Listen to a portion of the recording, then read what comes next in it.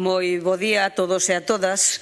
En primeiro lugar, quero saudar aos traballadores e traballadoras que están aí fora, ás portas do Parlamento, traballadores e traballadoras afectados por a situación de retraso inxustificado nos pagos do Fogasa. As diferentes reformas laborais representaron graves repercusións para a clase traballadora, polo que supón de recortes de dereitos.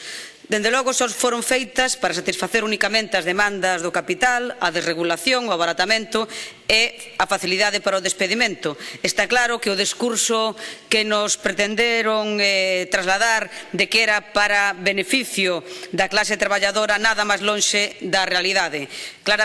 Medidas claramente regresivas, máis grave resulta que se introduzcan medidas que afectan tamén as condicións laborais e os salarios que até o da hora quedaban no ámbito da negociación colectiva e que esas reformas laborais tamén unha das cousas gravísimas que fixo foi dinamitar esa negociación colectiva. Lonxe do discurso oficial do poder non se buscou nin a estabilidade nin a creación de emprego, nin moitísimo menos o emprego de calidade, senón moi ao contrario, precarización e emprego basura. Coa aprobación destas reformas laborais, o Fondo de Garantía Social, o Fogasa, estendeu as súas funcións para subvencionar os despedimentos ás empresas. Antes da reforma, nos despedimentos obxectivos, subvencionábase o 40% do custo das empresas de menos de 25 asalariados, que é a inmensa maioría en Galiza, e, despois da reforma, pasaron a subvencionar a todas as empresas con 8 días por ano. Desta forma, as empresas só pagan 12 días por despedir a unha persoa con un contrato fixo. É dicir, unha vez máis, lexíslase para beneficio fundamentalmente das grandes empresas que teñen a sartén polo mango para reprimir e oprimir a clase traballadora.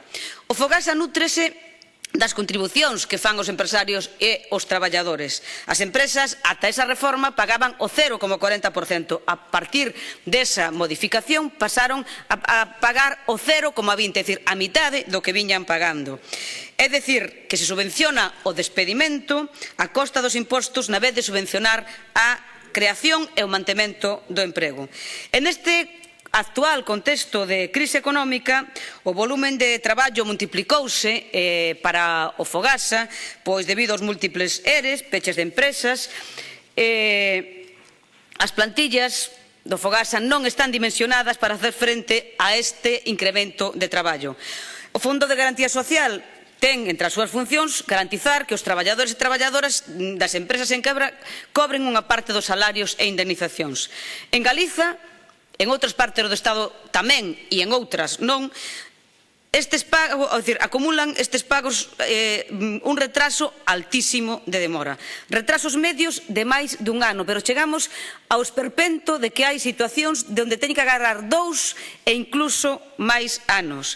Se estes retrasos se suma a tramitación xudicial previa, porque antes de chegar ao Fogasa, os traballadores e traballadoras son despedidos, teñen que facer reclamación das cantidades, moitos traballadores teñen que verse no trance de esperar para que se lle recoñeza eses despidos, e o máis habitual é que cando inician ese proceso xa levaran moitos meses traballando sin cobrar as súas nóminas. Esa é a realidade, é dicir, un prexuízo inmenso para a clase traballadora. Estiveron meses sin cobrar e teñen que pedir que se lle paguen as indemnizacións que lle corresponden e que eles mesmos foron pagando. En marzo deste ano 2014, en Galiza, existían casi 14.000 expedientes pendentes de tramitación, casi 14.000 expedientes que afectan a casi 21.000 persoas, 21.000 galegos e galegas. Si no Estado español no ano 2008 o Fogasa tiña unha plantilla de 393 traballadores para atender a 59.000 expedientes, no ano 2012 a plantilla era solamente de 2 persoas máis para atender a 212.000 expedientes. É dicir, casi 4 veces máis de expedientes para a mesma plantilla. É evidente que os medios humanos do Fogasa son insuficientes e en Galiza esta cuestión agrávase dun xeito brutal. Hai contabilizadas solamente 25 persoas en plantilla para toda Galiza, co cal a falta de persoal é máis que evidente.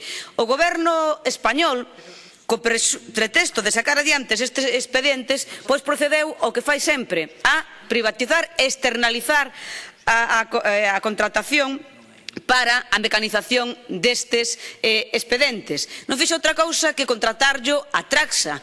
Esa Traxa que o Partido Popular, nun exemplo de rexeneración democrática, como nos explicou hoxe pola mañá o presidente do Goberno e do Partido Popular, pon ao frente en Galiza o señor Ángel Currás con un salario de 100.000 euros cando lle nega as indemnizacións que necesita a clase traballadora para comer a fin de mes. Esa é a regeneración democrática do Partido Popular.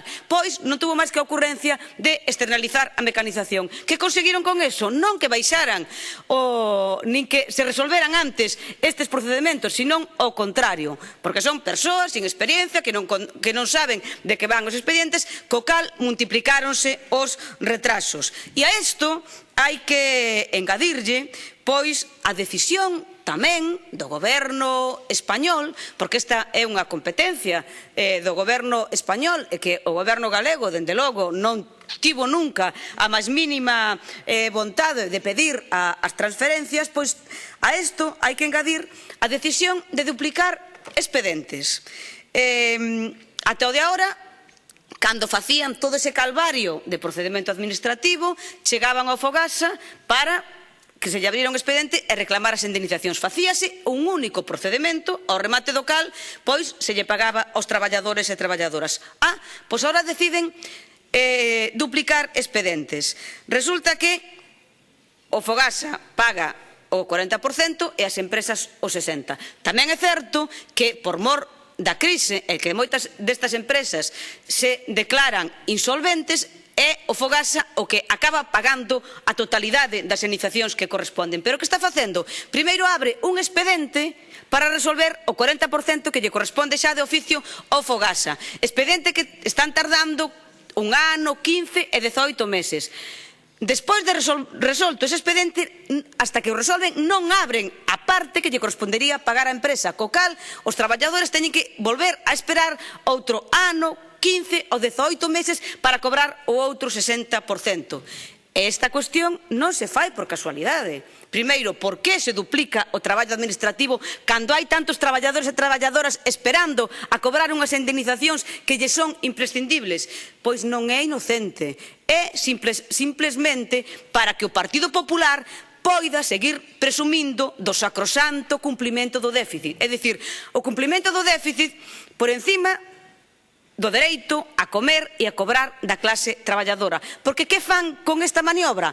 Dilatan e defiren os pagos para as anualidades 2015 e 2016. É dicir, todo unha estrategia para ter a clase traballadora afundida na miseria e para poder presumir dese obxectivo do déficit que, como xa lle dixen en outras ocasións, ben poden colgalo nun marquiño, poñelo cada un nos seus despachos, mentres a xente está aí fora pasando fame.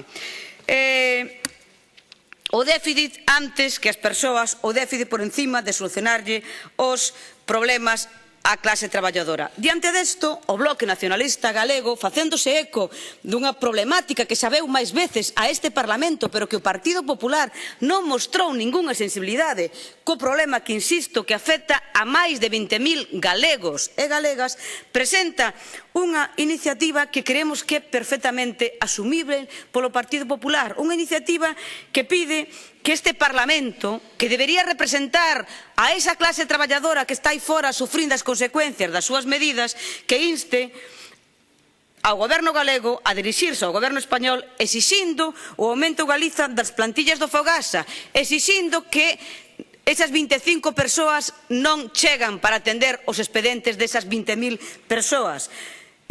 Que o faga con persoal propio e a proceder a suprimir a externalización do servizo realizada en 2013, entregada a esa Traxa que van poñer ao frente a ese Ángel Currás con un salario de 100.000 euros.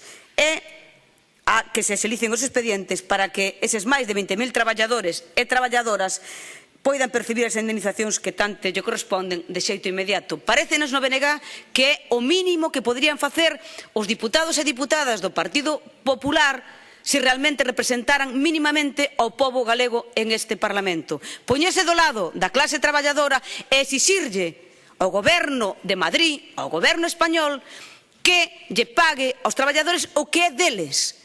O que é deles e o que lle corresponde, única e exclusivamente. Co cal eu agardo que por unha vez sexan capaces de ter un mínimo de sensibilidade con persoas que o están perdendo todo, que despois de perder o traballo veñen detrás perder as vivendas e perder hasta a dignidade. Agardo que teñan esa sensibilidade.